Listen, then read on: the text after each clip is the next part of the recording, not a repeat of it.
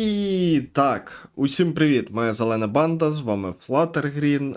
Суть у тому, що вийшло нарешті то відео, яке я доволі таки довго чекав. Кантерлотських перепіличок. Перепіличок. Перепічка. Кантерлотські перепічки зробив відос, на який мене теж для участі позвали. Я, дав інтерв'ю. Українські броні існують. Історія українського броніфендому. Фіт, Fluttergreen.ua і Green Lion Main.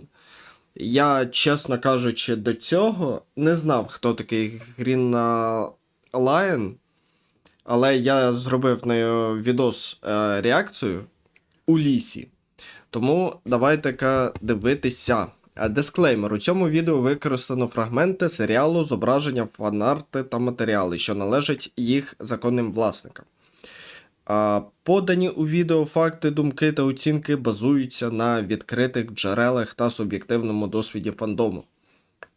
Автор не претендує на абсолютну достовірність та не несе відповідальності за можливі неточності або неповноту інформації. Відео не має на меті порушувати авторські права, принижувати будь-яку особу чи групу або створювати хибне враження щодо офіційної позиції Hasbro чи будь-якої іншої організації. Усі права на My Little Pony та пов'язані персонажі належать Hasbro. Суть у тому, що навряд чи ви би прочитали цей дисклеймер, тому я прочитав його за вас. Але в будь-якому випадку у мене є для вас невеличке прохання перед початком відео. Я знаю, що початок у нас вже 2 хвилини займає, але все ж таки. Десь потерявся відос, який я взагалі не можу знайти. Я його ніколи не бачив, але я знаю, що на BronoCon 2019 року я давав інтерв'ю одній з організаторок. Де цей ролик, я поняття не маю. Я хотів би глянути, чесно кажучи. Так що, якщо хтось знайде, напишіть мені в телеграм-групу. Добре, давайте почнемо. Нарешті. Якщо ти зараз дивишся це відео, значить колись точно чув щось про броні. Ну Чи да. навіть сам є одним із них. Але ти коли-небудь замислювався, як розвивався український броніфандом? Зараз все розкажу. А поки підпишись на канал, постав вподобайку і, може, візьми собі щось вкусненького, смачненького. А вже. Для початку трохи загальної історії, якщо ви не в курсі. У 2010 році у світі стартував серіал My Little Pony Friendship is Magic. І хоча його задумували для дітей, дорослі фанати перетворили його на цілу субкультуру. Так з'явилися броні. Фанати, які щиро вірили, що доброта та дружба – це магія.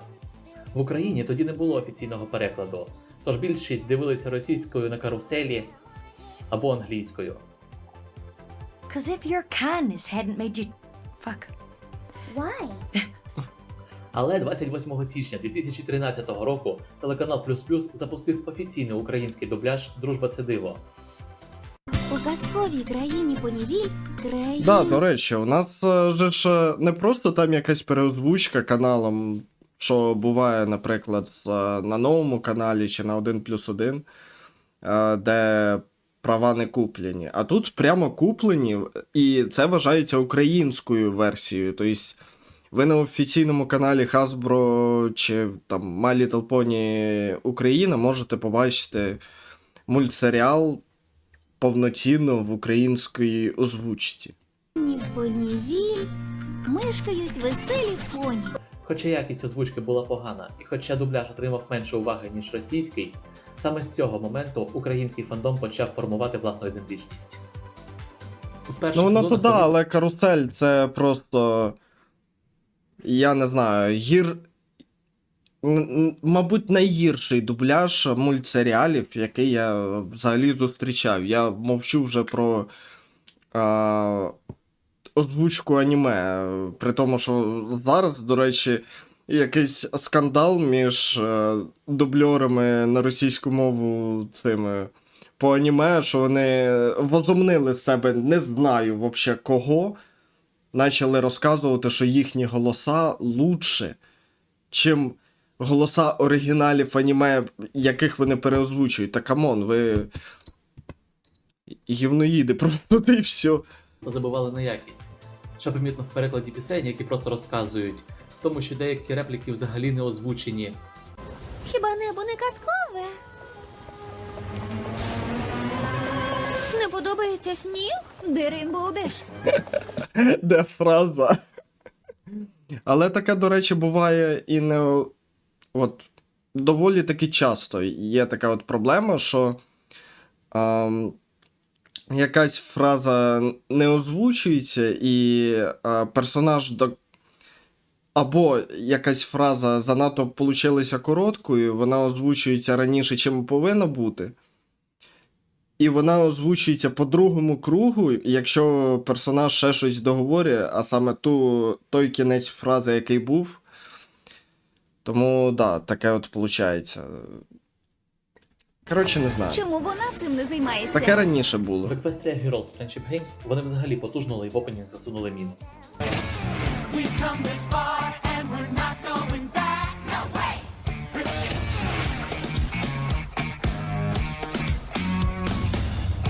Хоча й Вони чесно просто залишили видалили звук, чи ж. в оригіналі, що краще, ніж погані переклади. Ну да. Наступні роки фандом залишався спільним. Українські броні брали участь у тих же самих заходах, що й російські, дивилися російські відео, сиділи на російських ресурсах, таких як Магія дружби РФ, на якому навіть є українські озвучки, хоча сам автор проросійський. Політика тоді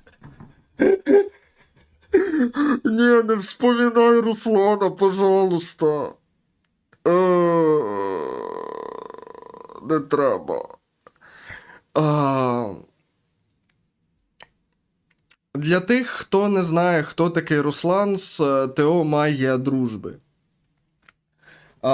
По-перше, для всіх взагалі став шок, коли він одружився на одній українській бронедіячці, яка возомнила себе хрін знає кого, я її сам особисто знав. Поїхала в Рашку, одружилися на ньому, там і осталося жити, коротше, щось непонятно. Але суть в тому, що, по-перше, у них різниця в возрасті є. По-друге, вона неповнолітня була тоді, коли вони почали спілкуватися. І сам по собі Руслан — це ідеологія педофіла. Я серйозно. Це сплошний педофіл в своєму лиці. Це я не знаю, це жахливіша людина. Я коли побачив ці всі зливи, став одним із тих, хто почав робити хейт проти нього. В особливості я записав тоді дістрек проти нього, коли це було популярно. нікого не цікавила, та й української майже нічого не було. О, Боже, ми що, мали оцим надихнутися? Але всередині фандому вже починала зростати думка, а може ми зможемо створити своє? Хтось робив поодинокі кавери, чи переклади фанфіків, як Fallout Equestria. Створили перші українські конвенти, як Бронокон 2015. Колись давно у чарівній країні Еквестрії настав час, коли ідеали дружби поступилися місце в жаді. А чого Бронокон 2015? Типа, взагалі, Бронокон просто створився і от по цей день виходив тоді, коли автори могли це дозволити собі. Так, це не Кобзарь.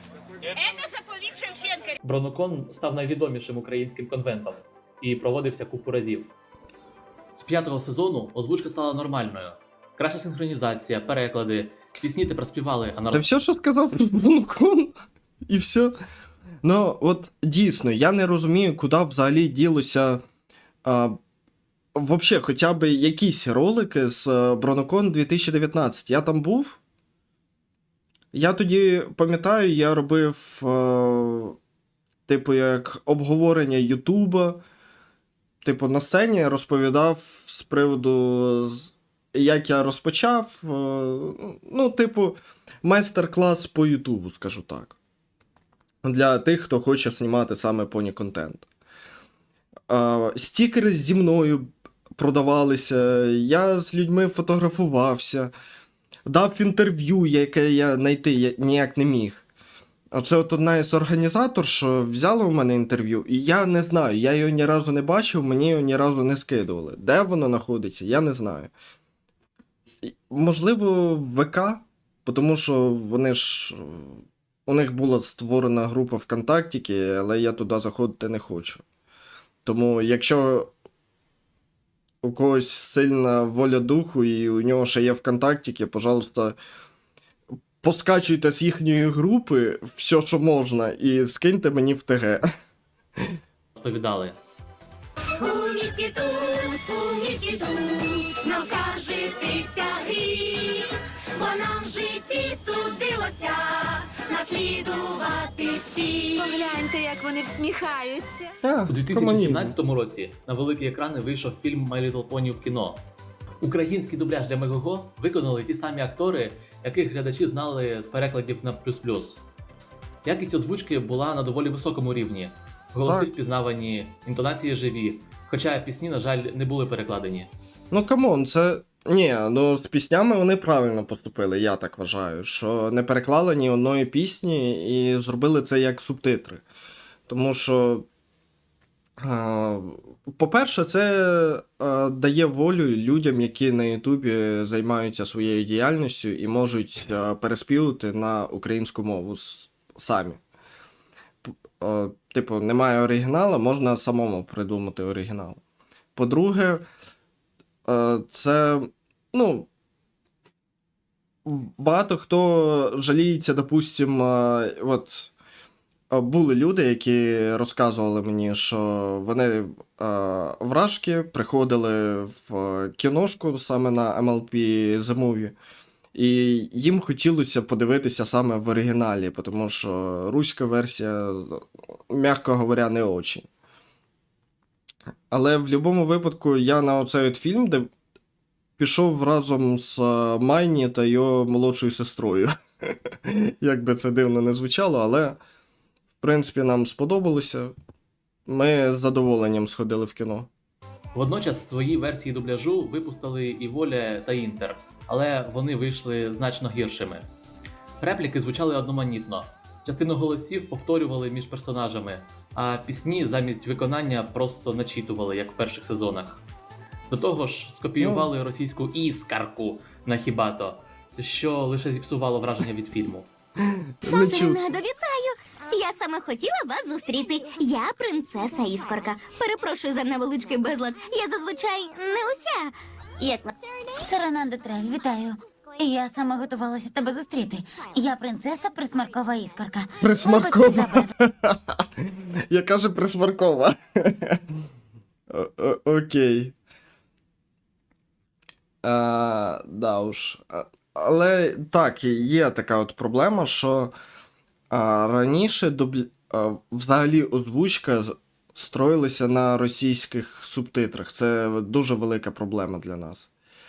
Була на той час. Тобто переводилося не з оригіналу, щоб зробити свою озвучку чи дубляж, а саме з російських брали, бо тому що, ну, а чом би і не, легше ж.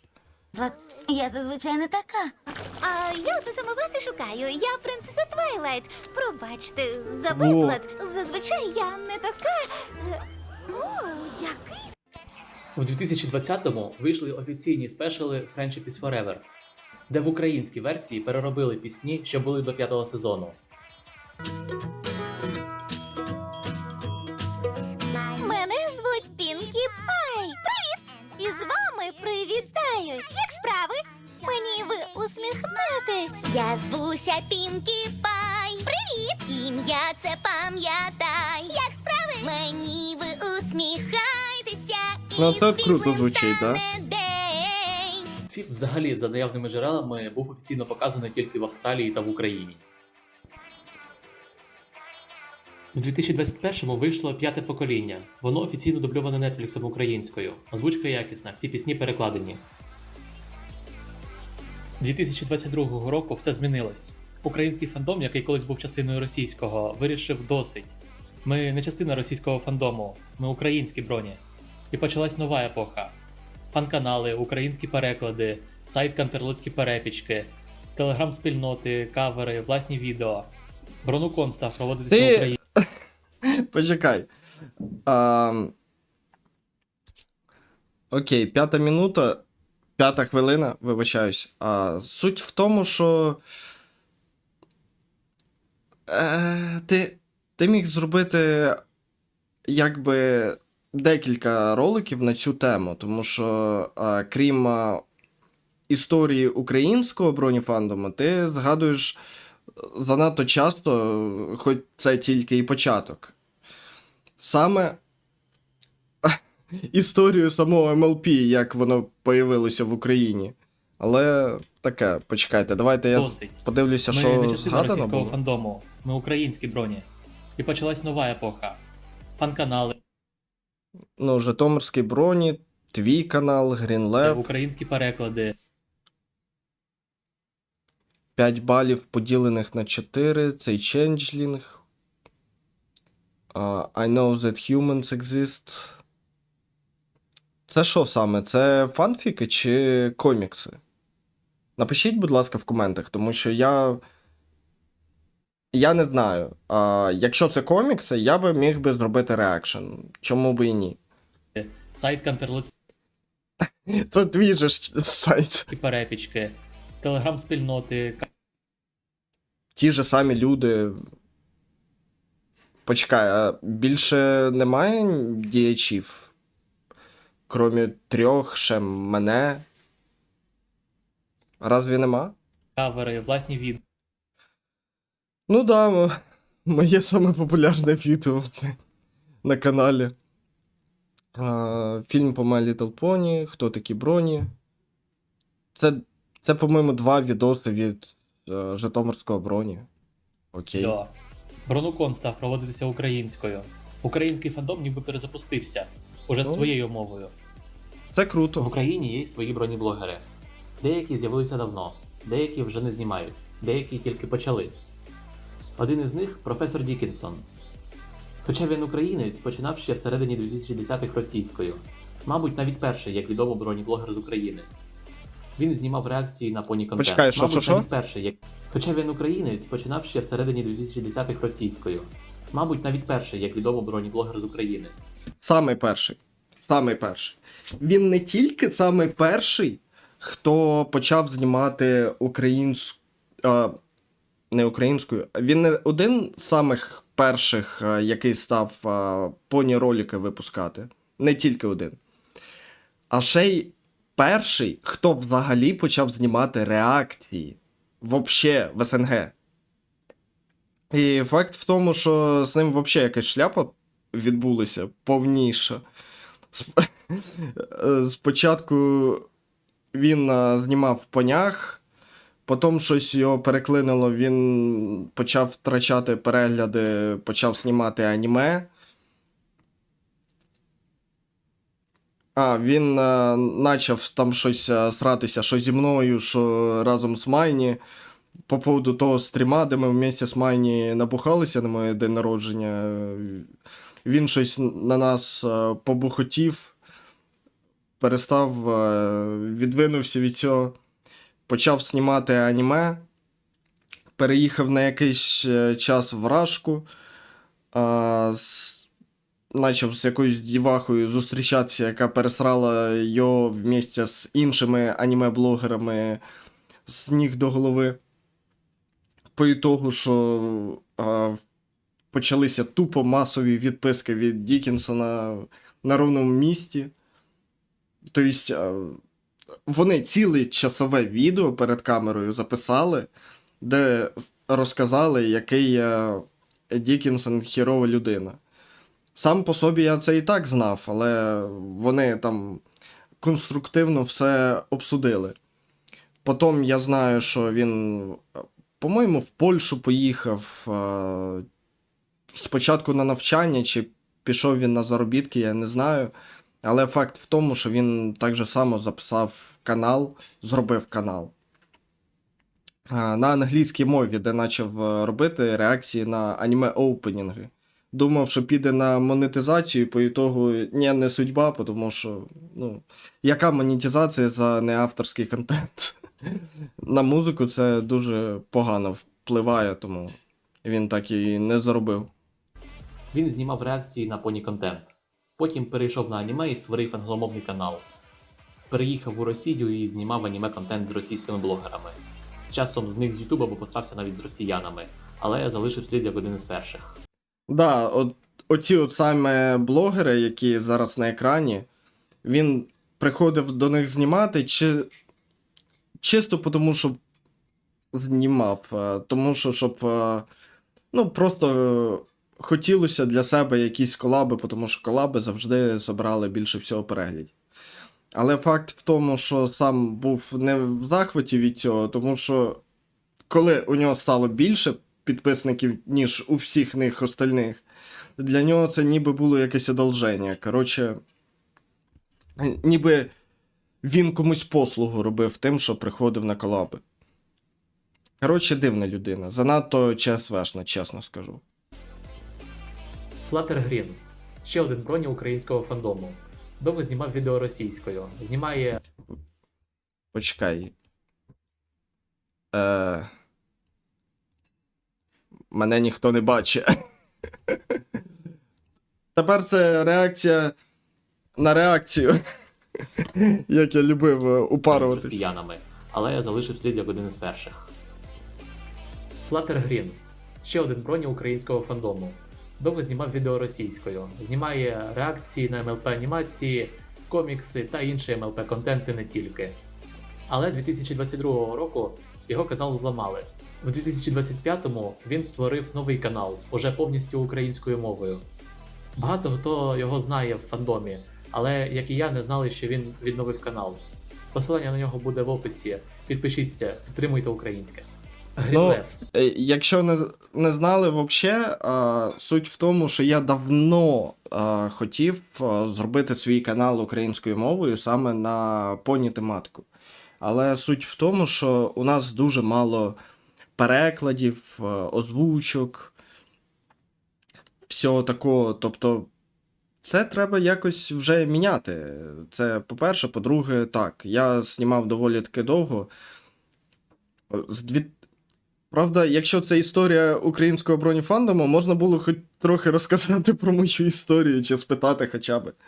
Але факт в тому, що в 2014 році я почав цей канал. Ні, давайте спочатку. В 2012 році я почав займатися озвучкою аніме. До 2013-го. В 2013-му я намагався зробити свій канал по ігровим монтажам з приколюхами всякими. В 2014-му, так як це все не заходило, я вирішив знімати по поні-тематики.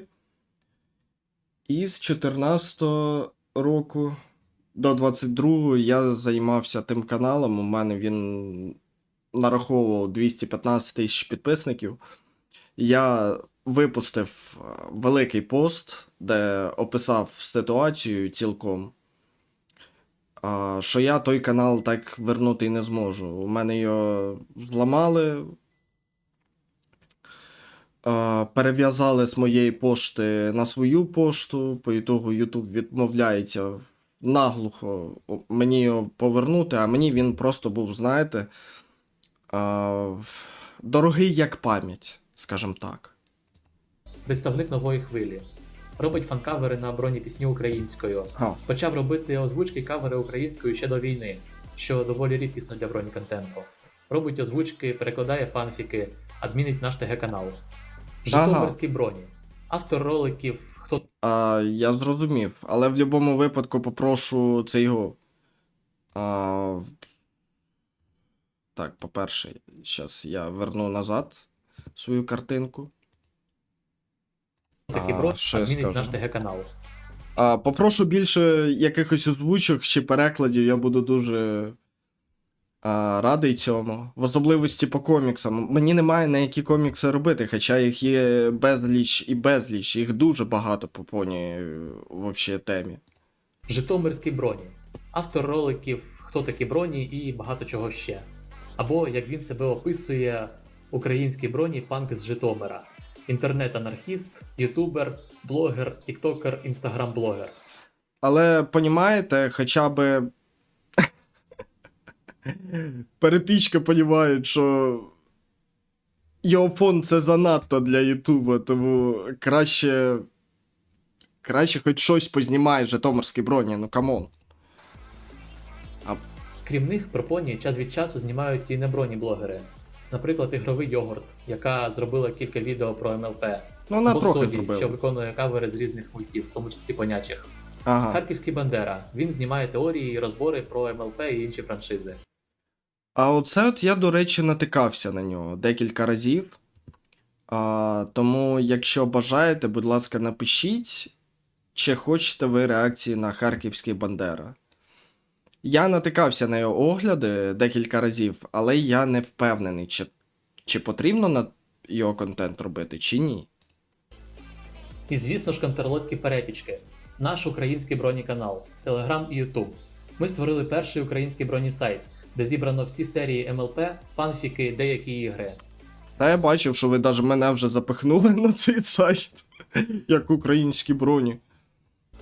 З наявного зараз броніконтенту можна згадати 2 переклади колискової для принцеси, переклади пісень Dazzlings, Rainbow Factory, кілька перекладів Open Up Your Eyes, переклад пісні Discord, озвучки «Дві найкращі сестрички бавляться», дорогоцінний торт Селестії, кількох коротких відео, повні переклади фанфіків Fallout Equestria, Антропологія, Спадок Twilight, 5 балів поділених на 4, проект відродження та багатьох інших. Ну, лишилося ще ігри запихнути, як оце от Luna Game після мого ролика. Ти запихнув на свого сайта Luna Game, за що я дуже вдячний, тому що дійсно сайт закривається, оригінальний. Тому отак от. Отак от і виходить. Ну і чекаємо, звісно ж, ще комікси, може якісь на українській мові. Допустим, я наткнувся, зараз скажу на кого. Я навіть не пам'ятаю вже, як я саме наткнувся на цей канал, а телеграм-канал Торба, який зараз робить розу життя, яку назвали як Ружа життя, і коли пробуджуються демони. І хоч офіційного українського ютуб-каналу МЛП немає, фанати створили власний. Канал ведуть у стилі офіційних понівських каналів інших країн. Із добірками, кліпами, моментами та контентом, який відчувається повністю канонічним. Але А я думав, це українською. оригінальний. Також є переклади деяких офіційних шортів, які не були перекладені офіційно. Ласкаво просимо на Шиммеркот, мій ігровий канал. Я вирішила зробити перерву у побитті шалених рекордів, щоб познайомити Почекай, я на таке не натикався. З яких пір Sunset Shimmer стала блогершею? мою подругу Флаттершай з іграми. Єй, ігри! Я запросив 2 творців українського броніфандому, щоб вони розповіли історію зі своєї сторони. І що для них ця спільнота, та як вони її створюють і продовжують, навіть коли багато хто каже, що цей фандом давно нікому не треба. І так, усім привіт, моя зелена банда. До речі, я думав спочатку. Я спочатку думав, що це буде відео, де він, якби я зв'яжуся з ним по відеозв'язку, він буде тоді мене запитувати і відповідати на ці запитання. Я такий потім дивлюся, він скинув цілий перечень мені питань, і я такий, окей, тоді я записую повноцінне, типу, відео по цій темі. З вами Fluttergreen, і мені запропонували, щоб у мене взяли інтерв'ю для іншого канала, скажімо так, колаборація. До речі, ще отаке от діло. Я гадав, що це буде як інтерв'ю, яке він поріже, найкращі моменти візьме і всяке таке.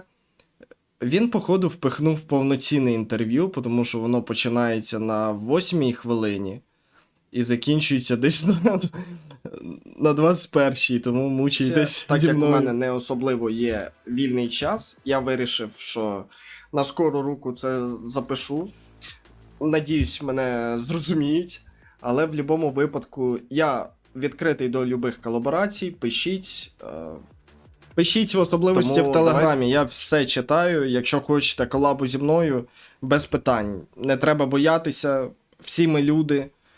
Хочете якісь общі ролики між мною і вами, без питань. Можемо викласти хоч на мій канал, можемо викласти хоч на ваш канал.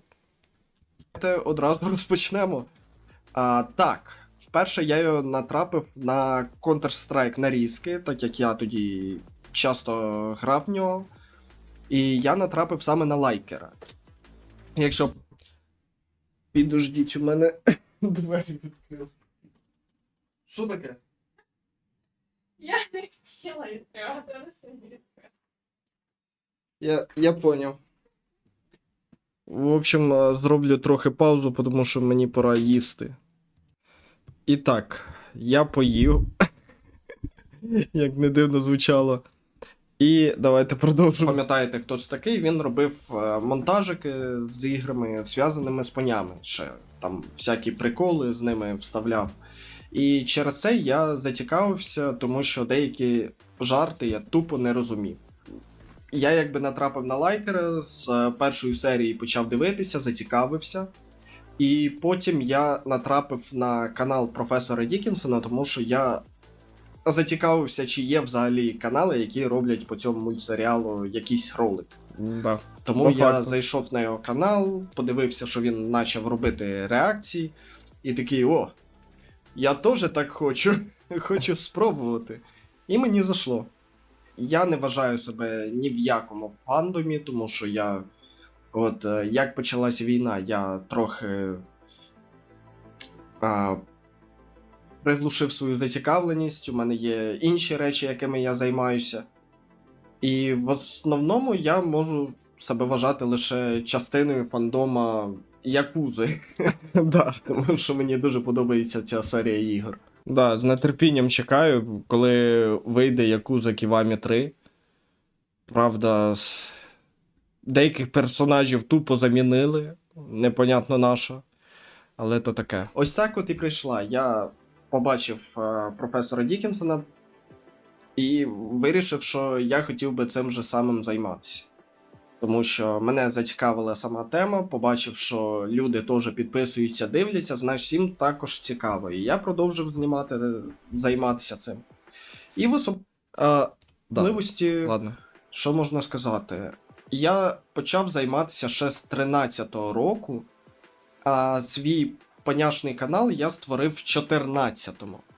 Тобто до цього я займався теж монтажами ігровими. Тому так. Це не особо вигоріло. Але що я зроблю? Таке життя. Треба пробувати всяке. Суть у тому, що. Оце от хотів сказати, що у мене було безліч взагалі моментів, коли я хотів просто заколабитися з Дікінсоном, чи просто там порозмовляти, чи ще щось. Але таке складалося відчуття, що він завжди мене сприймав не як колегу по цеху, а більше як ворожнечу, ніби там типу конкурента. Конкурента, з яким він не хоче ніяк зв'язуватися, при тому, що в мене на той час перегляди реально вистрілили посильніше навіть, чим у нього. Я не міг його догнати з тими моментами, що в мене було. Але, тим не менше, він так сприймав мене, ніби я просто конкурент, який типа хоче заробляти його гроші, скажімо так. У мене були спроби дуже багато разів створити свій україномовний канал. Я дуже багато разів намагався. Я реально хотів знімати відео українською мовою. Але, по-перше, я не знаходив взагалі ніякого контенту українською мовою. Ну от перша змога, до речі, була у мене в 16-му році. І декілька разів в 18-му, в 19-му. І ще раз я намагався в 21-му. Це от безліч разів, коли я намагався, але дикція на українській мові у мене була дуже слабенька. Я, тоді думав, що мені потрібна така прям солов'їна правильна українська мова для того, щоб можна було вести свій YouTube канал. Але тоді, коли почалася війна, я дивився на TikTok, дивився на відео різних блогерів українською мовою. І я розуміти почав, що кожна людина розмовляє по-своєму на українській мові. У кожного діалект різний. Я сам з Вінниці, у мене вінницький діалект. Тому, в принципі, хто як привик, так і розмовляє. Не обов'язково прямо солов'їно чистою розмовляти, щоб вести свою діяльність в інтернеті. Це по-перше. По-друге, я ніколи не знав про те, що є україномовні канали. Тобто, я тільки вже потім... До речі, якщо ви замітили, я час від часу в інший бік дивлюся, тому що Настя трохи відволікала, і я путався в своїх думках. натрапив на Падона, на загін кіноманів і так далі, так далі. І, в принципі, основна проблема для цього всього, що у мене була погане українське мовлення. Я би сказав, що у мене лексика була не дотягувала до того рівня, який я на той час хотів. Тобто, так як я не мав особливо... Давайте я навіть зроблю простіше для вас. Де тут швидкість відтворення? Я сам розумію, що мене важко іноді слухати, тим паче я сам себе дивлюся, і я пам'ятаю це інтерв'ю, так що якщо хочете повноцінно подивитися, то можете по посиланню в описі. Спілкуватися, у мене друзів особо не було. Я майже не спілкувався Ні, це занадто швидко. українською мовою, а російською я знімав ролики. І так же тоді вийшло, що я після початку війни якось збагнув, що, мені не обов'язково спілкуватися саме українською. Ну, це те, що я розказував, саме тому... мовлення, але я Давайте. Або суть у тому, що взагалі тільки україномовний канал. І да. Суть у тому, що коли мій канал взламали, там була яка проблема.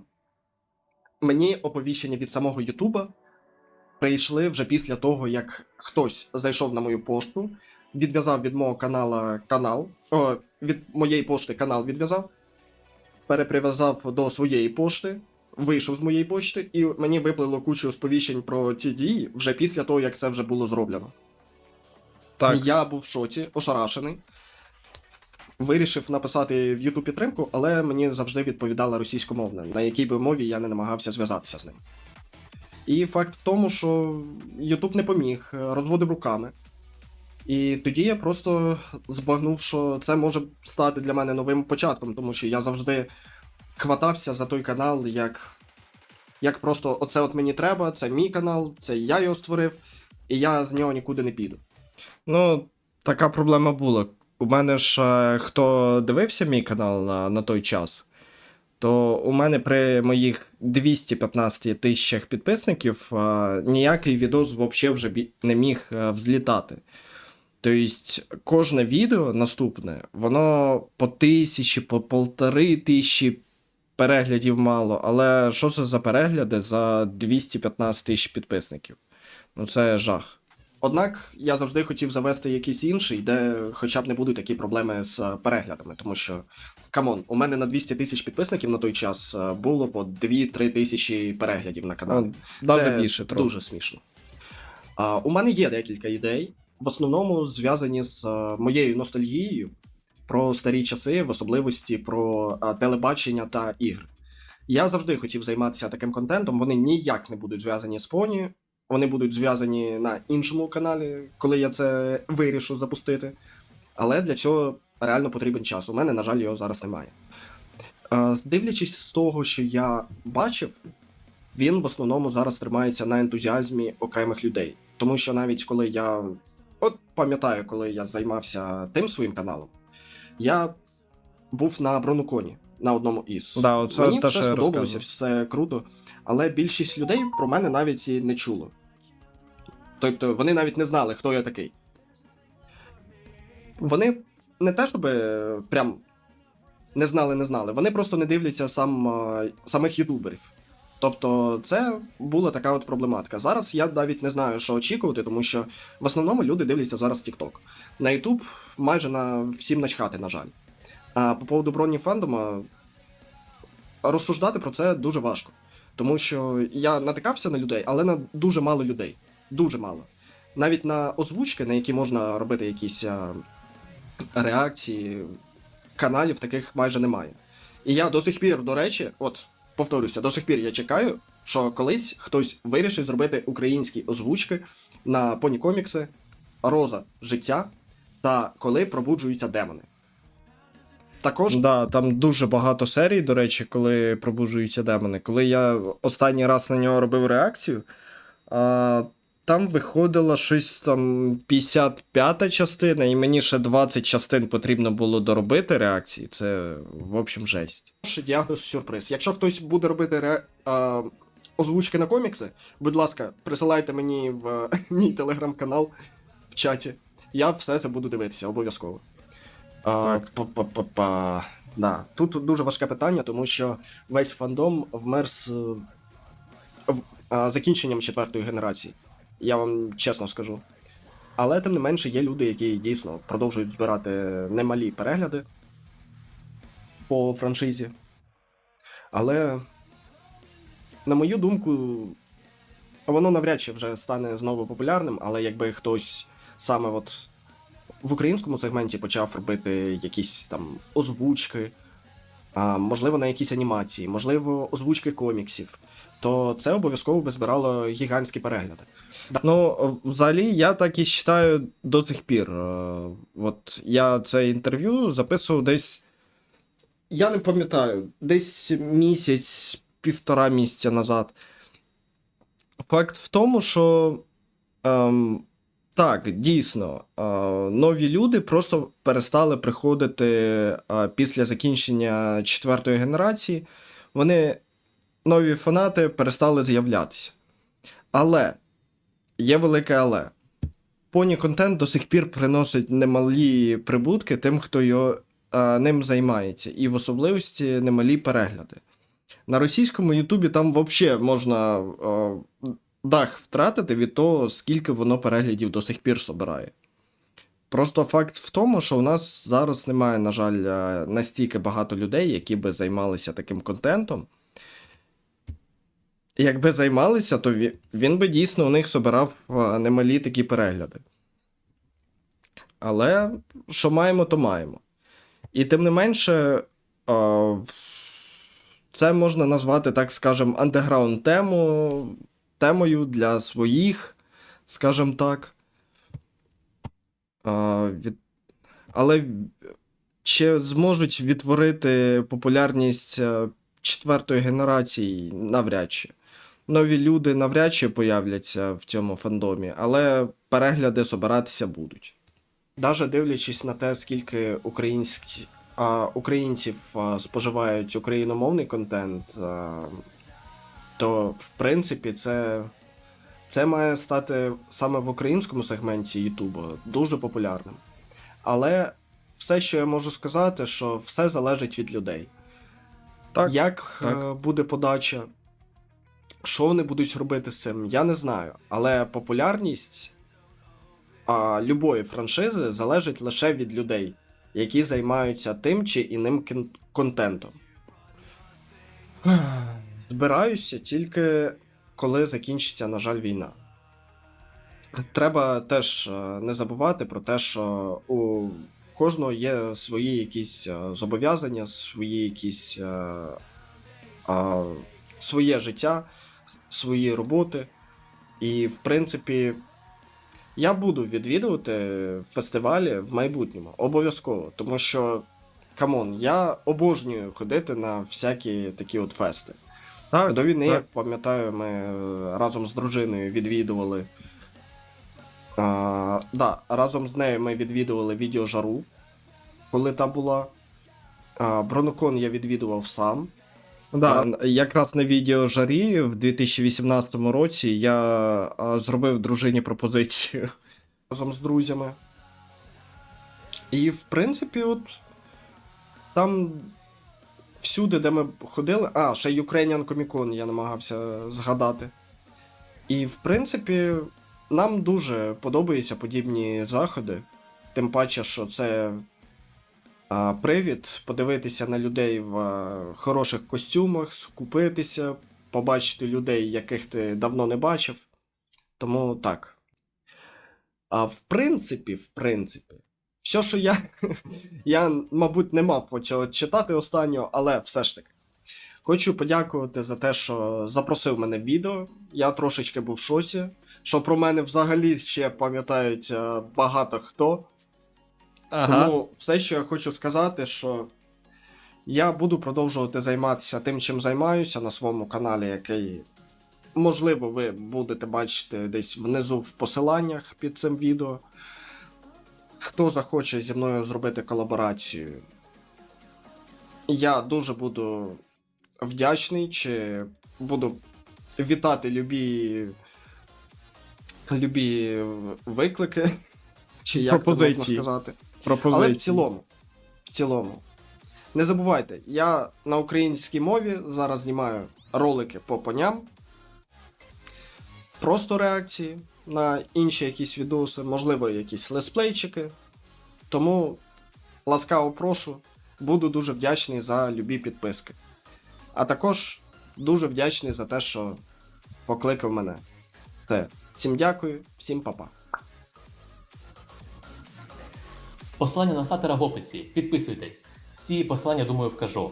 А ми переходимо до нашого наступного респондента – Green Lab. Я запросив двох людей з різних епох фандома. Один, який був в ньому ще на початку навіть міжнародного фандому, в епоху, яку вважають золотою. Інший, який доєднався вже в розвинутому фандомі. Тому ми почуємо думку і історії з різних сторін.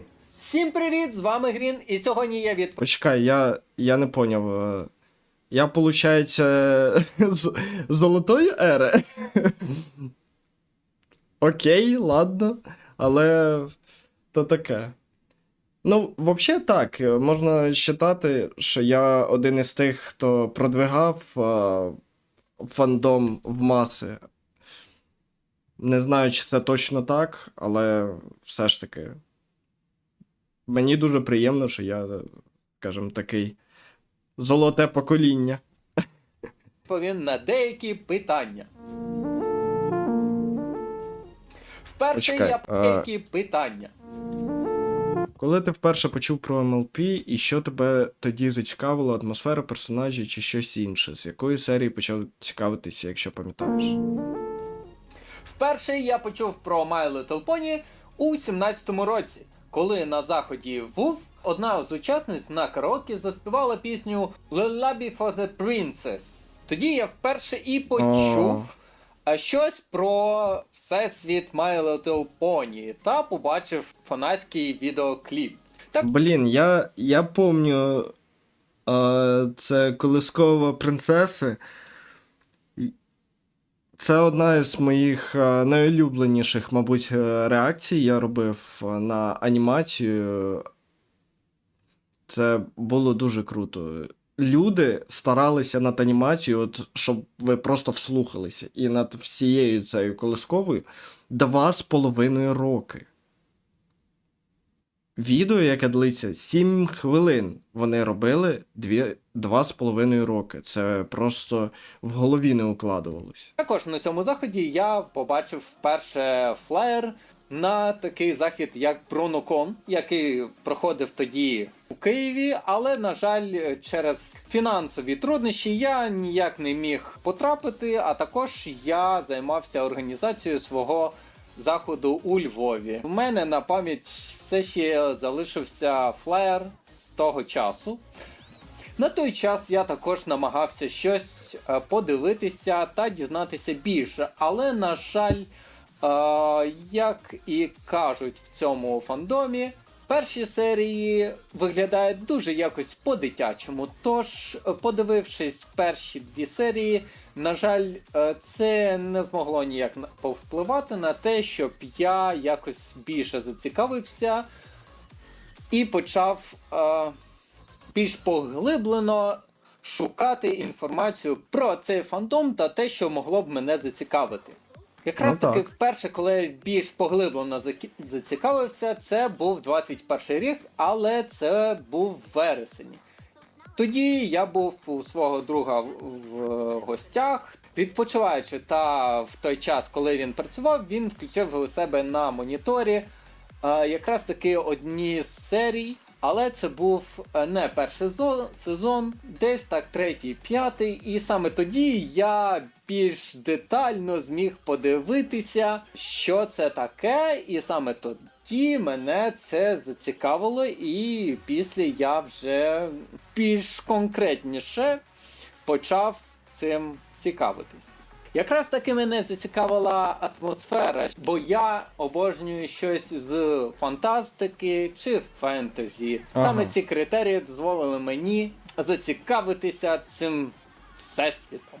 Тим паче я також люблю якісь такі дивні, феральні всесвіти.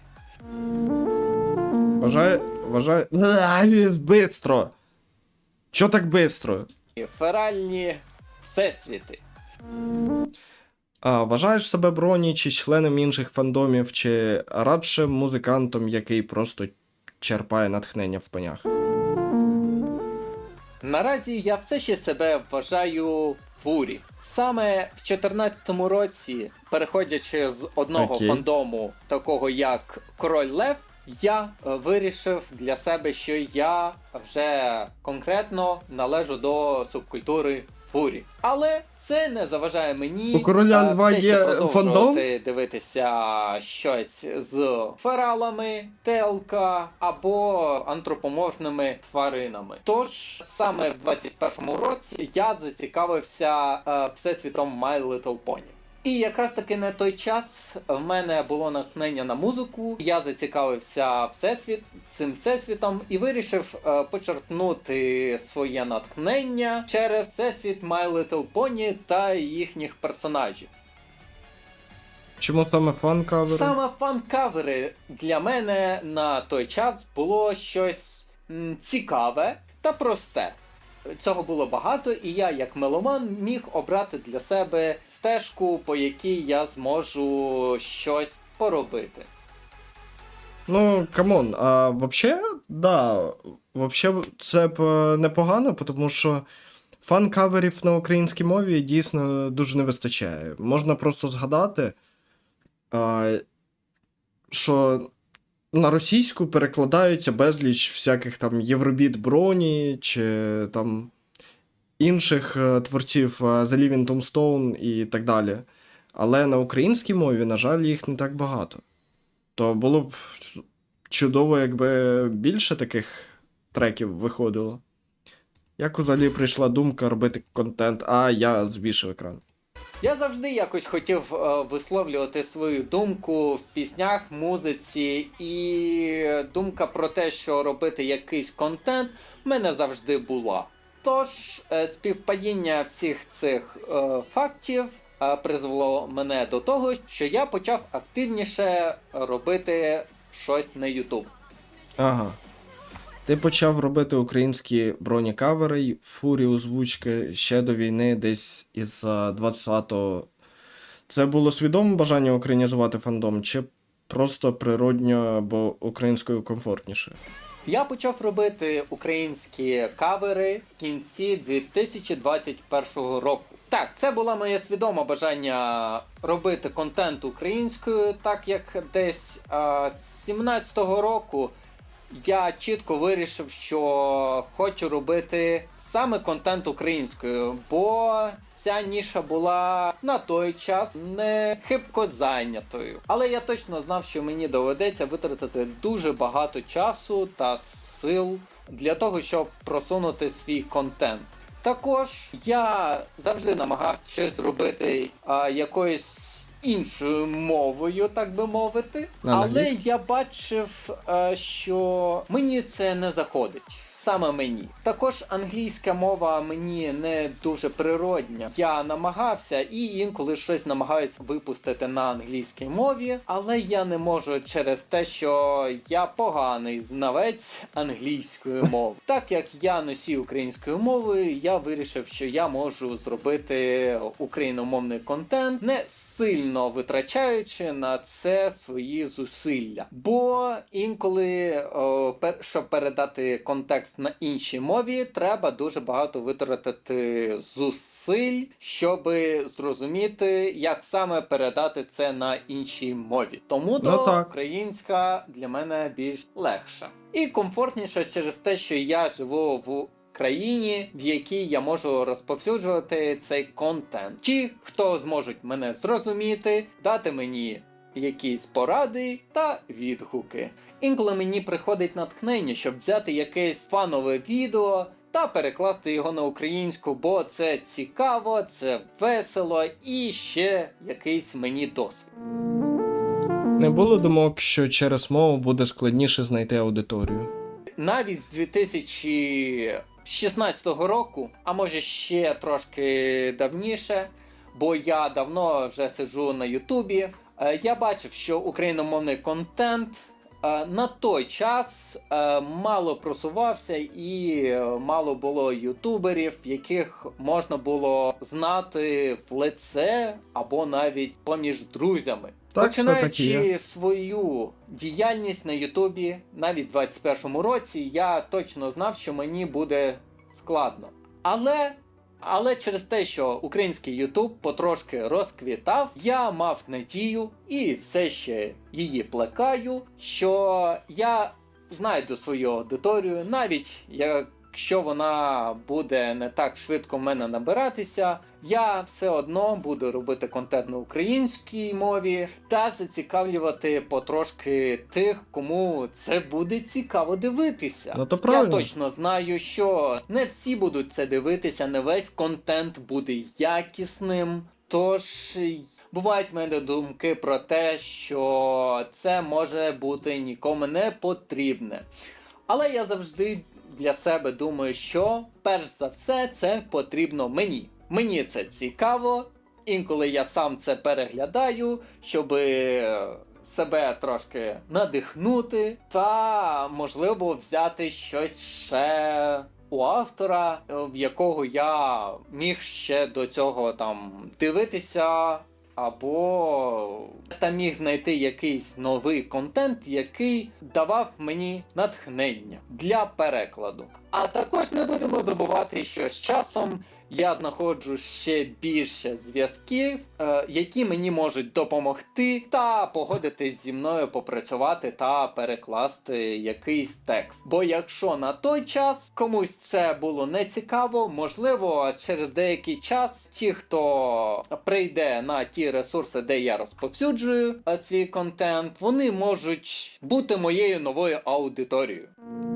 Ну, задумуватися про те, чи буде якась аудиторія, не дивитися, що можна не знайти.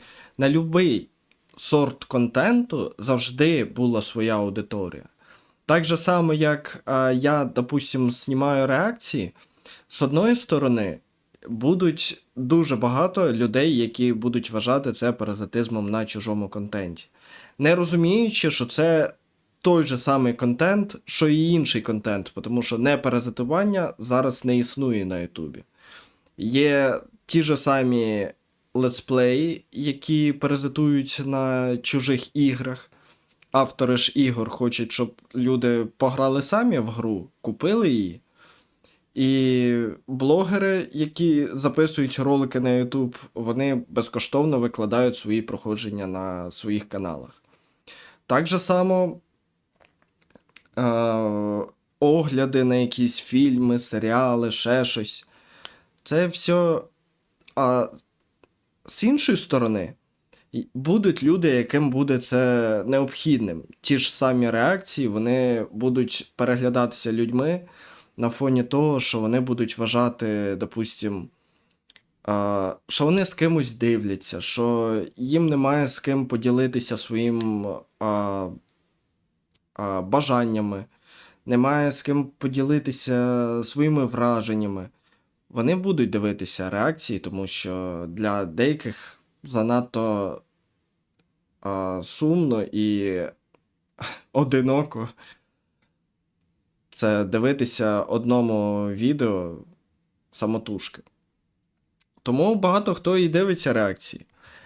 І в цілому, навіть з броніфендомом, все одно треба просто працювати над собою, працювати над своєю творчістю, розвиватися, і завжди аудиторія на будь-який смак, вона знайдеться. Ой, я не встиг. Прийде на ті ресурси, де я розповсюджую свій контент, вони можуть бути моєю новою аудиторією. А ти робиш щось до цього? Робив щось до цього каналу? Може інші відео чи музичні кавери? Так, в минулому в мене було багато спроб зробити якісь свої музичні кавери, навіть починав знімати якісь відео, але наразі вони були не дуже якісні. Мабуть, ще навіть можу порахувати 2008-2009 роки, коли я зі своїми друзями намагалися знімати якісь прикольні відео, але це в нас були ще кнопочні телефони і камери по 1,3 мегапікселі. Понятне так що діло. вони нікуди не пішли та залишилися в архіві як спогади про ті часи. Також мій перший кавер, який в мене є записаний, це було на пісню Can You Feel The Love Tonight Елтона Джона. На той час я був у субкультурі Король Лев. Мені дуже подобалися там їхні саундтреки, і я намагався щось записувати своє. Ви зараз можете трошечки послухати на той жах, який тоді був.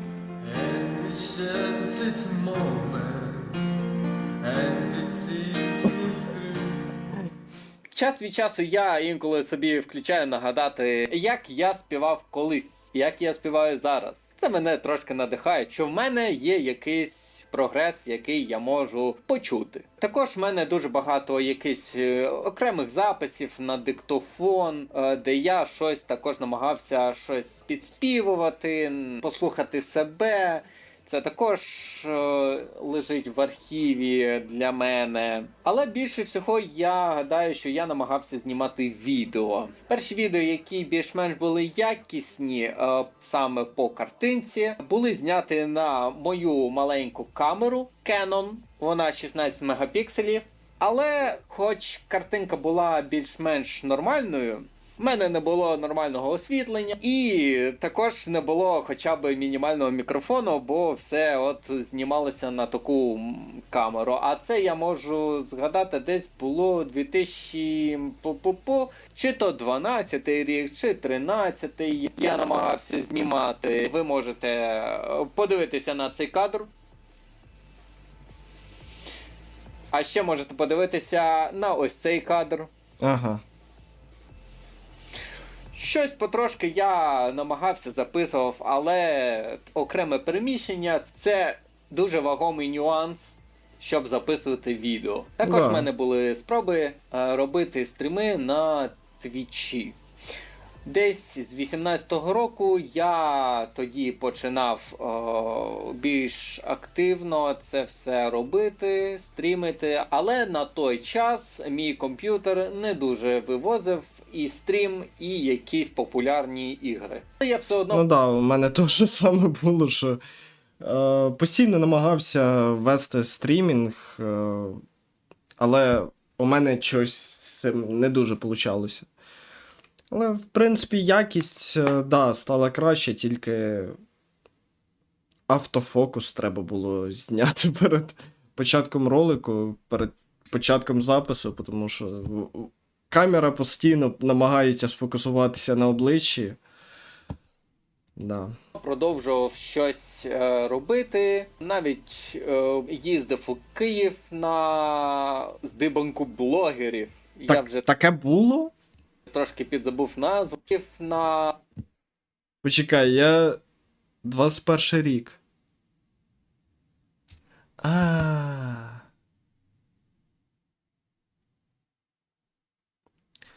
Я пам'ятаю це. Вроді пам'ятаю, мене запросили туди. Я навіть більше скажу. YouTube. Мене запросила агентка з медіасіті Air. У них є київський офіс. Вони запрошували всіх блогерів, щоб розказали про свою діяльність, можна сказати. Там якийсь такий от фестиваль непонятний. Це, можна сказати, на заміну відеожари, щось типу того. І в будь-якому випадку вони хотіли, щоб я прийшов теж про своє трохи розказав, але я відказався, тому що я на той час ще не знімав на українській мові контента. І тим паче у мене там були жорсткі проблеми з деньгами, то я сказав, що вибачте, але ні. Ну, типу, я розумію, що мене безкоштовно туди запросили, але все рівно у мене грошей не особо то й було. Щоб Дебанку блогерів. Там же жити ще треба було там день-два. Я вже трошки підзабув назву, але це я вперше з'їздив на подібний захід. Але тоді я не був ютубером, я тоді себе позиціонував як твіч-стрімер і гадав, що всі відео я буду нарізати та викладувати на YouTube. На жаль, на той час і на той канал під іншим моїм псевдонімом вийшло лише одне відео. Воно також мені не дуже сильно сподобалось. Тож я не сильно продовжував щось активно викладати на YouTube. Мені здавалося, що це не дуже цікаво. І тодішній YouTube не так сильно цікавив українців, як це зараз є. Ну, да, в будь-якому випадку саме головне, що сам думаєш про свій контент. Якщо контент, який ти викладаєш, тобі особисто не подобається, то смисла і сенсу в цілому немає в цьому контенту. Тому це тільки повага до тебе за таке. Це... Тому що я от пам'ятаю, коли я знімав, дуже багато було блогерів, які знімали просто контент, який буде віруситися. Якщо знаєте, є такий блогер, як Міжган, в житті, от чесно, воно падло ще й те. Я з ним познайомився через Влада Майні на відеожарі. Він, по-перше, не знав, хто я такий взагалі, при тому, що у мене підписників було більше, ніж у нього. І при цьому всьому, кожного разу, коли його контент взлітав, він до всіх відносився як, ну, занадто самовдоволено, занадто сильно себе любив, скажімо так. А тільки якщо ролики у нього перестали заходити, то він вже стає найкращим другом для всіх. І точно так же само він побачив контент, який завіруситься, він зробить такий контент. Тому що той контент віруситься, він просто хоче заробляти гроші і підписників. Це все. Також можу згадати, що якийсь період часу я займався крафтингом фурсютів та був активним художником та письменником на інших платформах. Після 22-го, коли фандом ніби перезапустився з нуля, як ти шукав свою аудиторію? Ну, можу додати, що фандом не перезапускався, але й трошки оновило публіку з новим виходом покоління та невеликих серій на Ютубі та Нетфліксі як такому. Не будемо забувати, що також є комікси, які трошки відрізняються від серіального бачення, можуть нести свою цікавість для аудиторії, яка більш полюбляє читати та слідкувати за сюжетом саме мальопису. Я шукаю свою аудиторію дуже стандартно. Це виставляю теги на Ютубі Також спершу всі відео я викладав для своїх друзів, в своїх групах. До речі, невеличкий лайфхак для тих, хто займається Ютубом. Теги не особливо важливі. Якщо ти виставляєш теги на Ютубі, на своїх роликах, то маєш указати їх правильно. Якщо правильно їх не вказати, то YouTube буде тупо не розуміти, кому ці самі ролики рекомендувати. І по якому пошуковому запиту їх шукати. Якщо їх не ставити взагалі, YouTube почне сам це відео форсувати між тим, що вважає за потрібним. Якій аудиторії, можливо, цей контент сподобається. І я цим лайфхаком користувався завдяки Майні. Таким чином він і став популярним. І я теж. Я міг це вільно викладати, або я запитувався, чи читав правила, що можна кидати відео, аудіо. Бо я точно знаю, що у нашому фурі ком'юніті також є люди, які цікавляться My Little Pony, і через них була можливість, що хтось також може дізнатися або побачити. А також я знаходив групи, де учасники були по цьому фендому та розповсюджував для них свою творчість. Також я не перестаю інколи шукати якісь канали в Діскорді. Мені можуть написати і запропонувати допомогти з якимось проєктом, або також долучитися до групи по тому, що я також роблю. Також можу додати, що я давно вмію шукати, тож якщо я щось захочу знайти, я це знайду. Як зараз сприймаєш український броніфандом? Це вже нове покоління чи продовження старого духу, тільки іншою мовою? Я сприймаю броніфандом як доволі активну субкультуру, яка все ще розвивається, згадує щось старе. Хтось, можливо, вертається у цю субкультуру з новим натхненням або новими ідеями.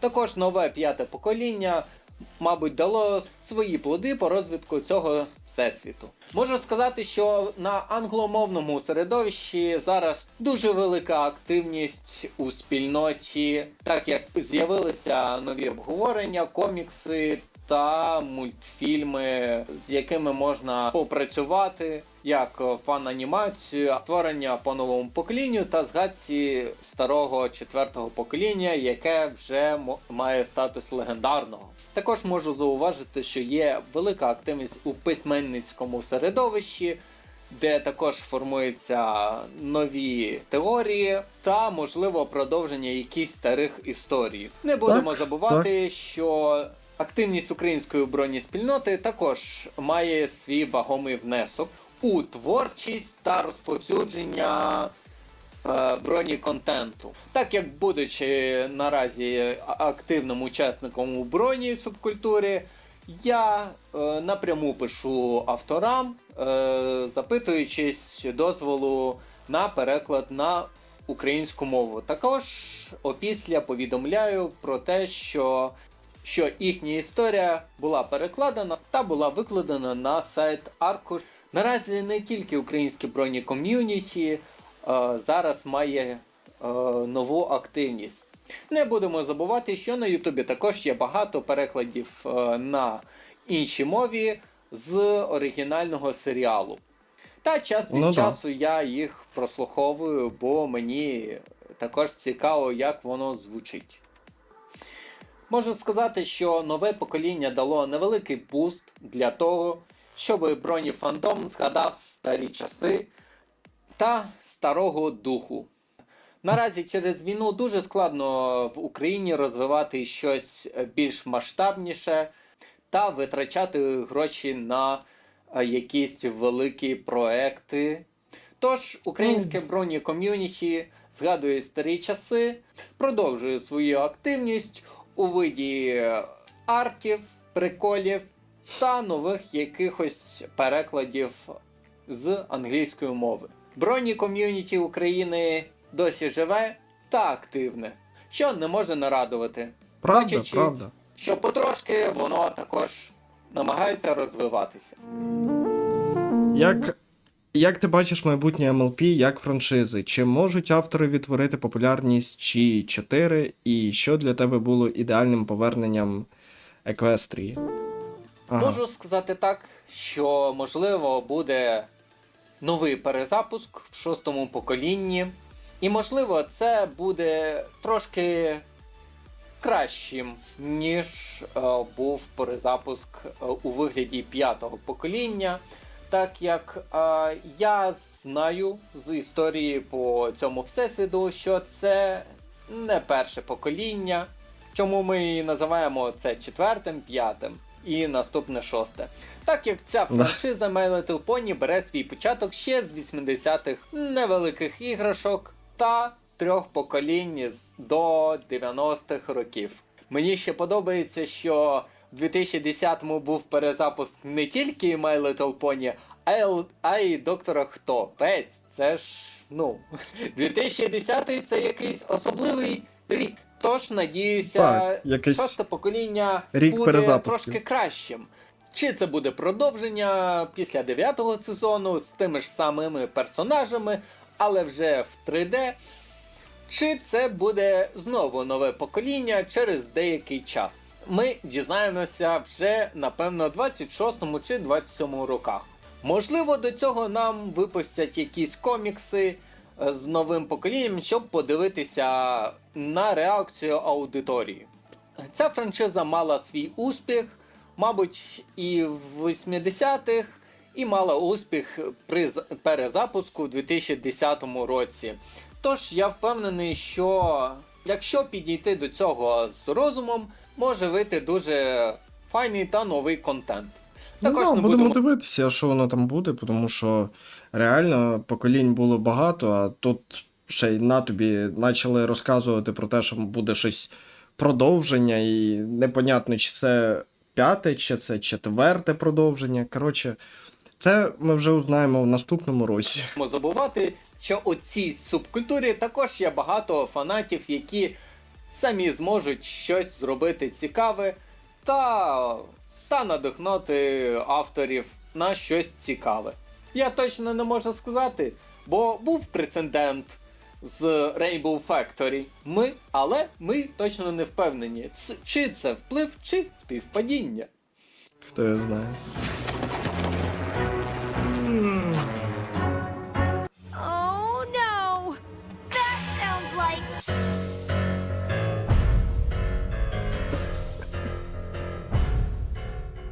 Як для мене, повернення у цей всесвіт було би найкращим не з такого великого проміжку, як це було зроблено з 5-м поколінням.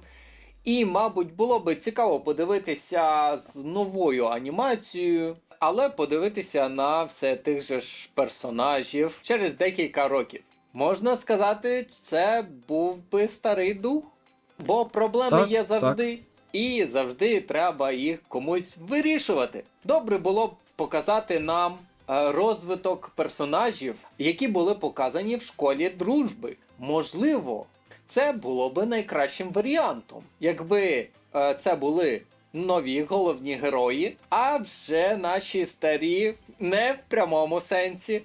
Ніхто не хоче бачити, як старіють персонажі. Тож показувати нам старих персонажів, які допомагають розвиватися новим персонажам. Хто зна.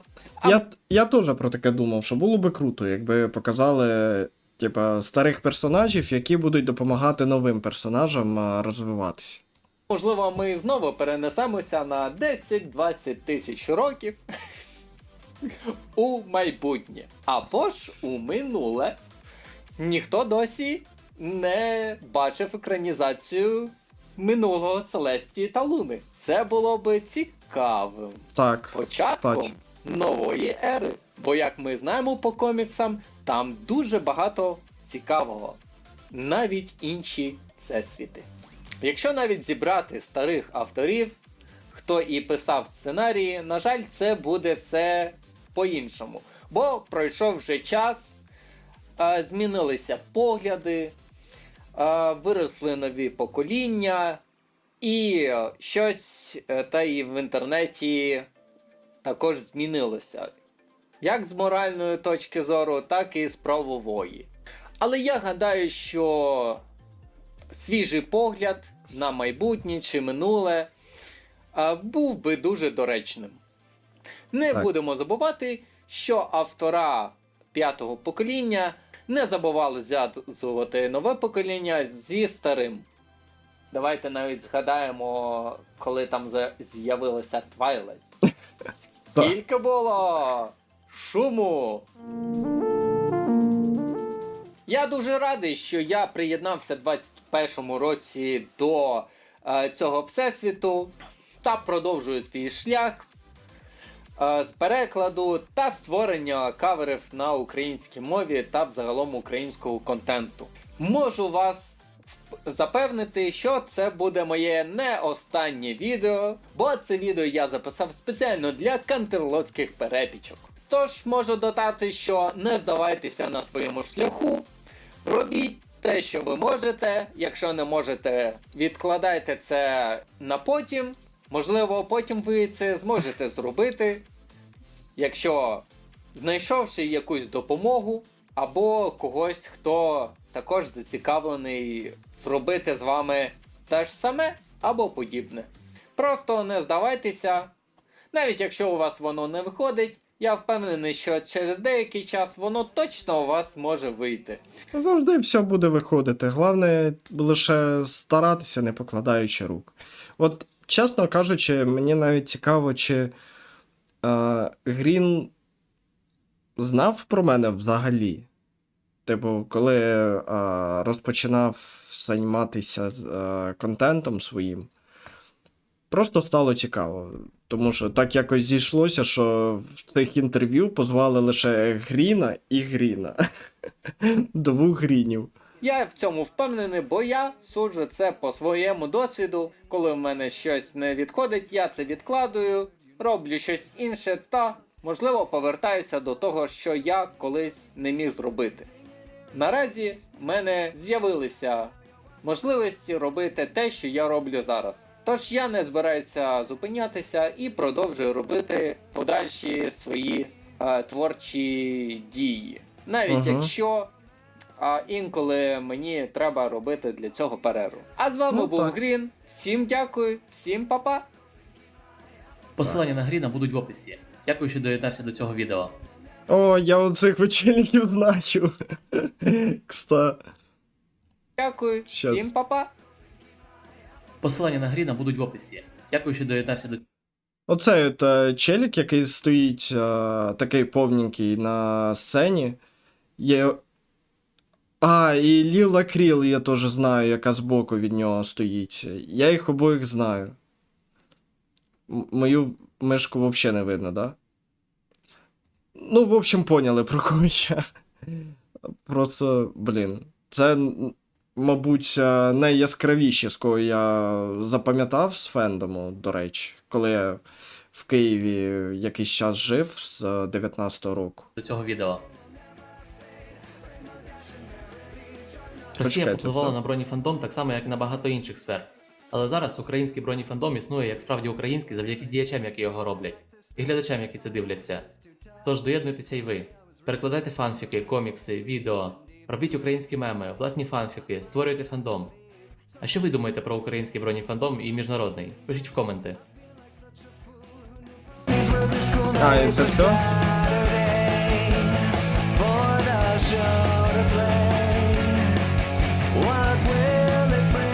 Окей, чесно кажучи, я очікував, що набагато більше буде сказано по самому україномовному фендому.